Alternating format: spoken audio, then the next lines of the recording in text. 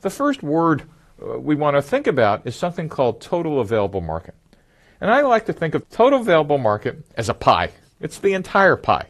Total available market says, look, how many people or companies or whatever your unit of sale is would want or need this product, and how large is the market in dollars or units if they all bought? That's just a pretty nice calculation. And the question is, okay, how would I find out?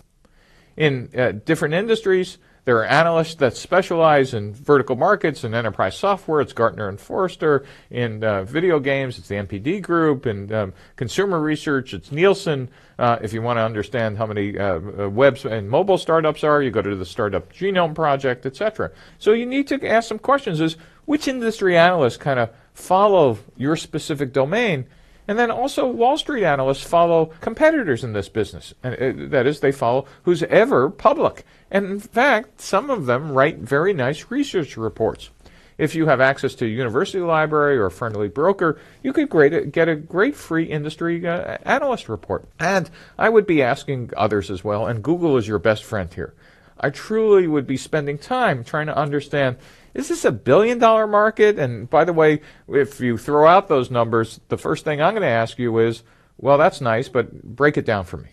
Help me understand how many users, who are the players, what are the competitors, etc. You need to understand this total available market pie in some detail before I'll let you get to the next step. And the next step is, how big is my slice? And we tend to use a fancy word for that is, what's the served available market?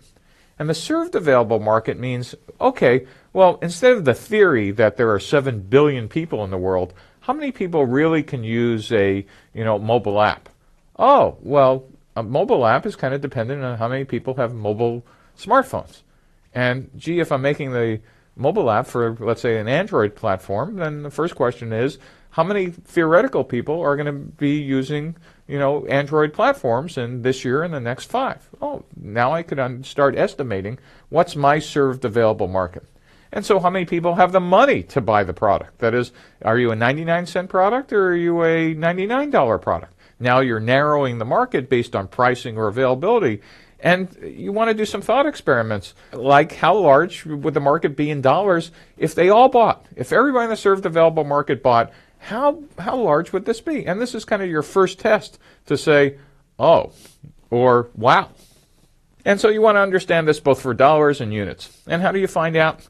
Well, this is one where you're really out of the building and talking to customers.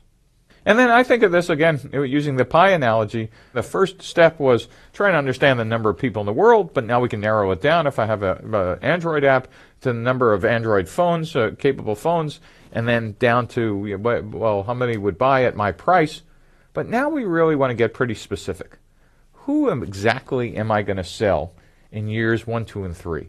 How many customers is that? How large is the market if they all bought? That is, what we now are coming up with is the total number of dollars. If you had 100% market share, your revenue isn't going to exceed this number. And how many units would that be? Again, how do I find out? Boy, this is really about getting out of the building and talking to customers and talking to potential channel partners and talking to competitors, etc. You really, at the end of this exercise, now have a first pass hypothesis about, is this business model canvas worth executing for the next couple of years?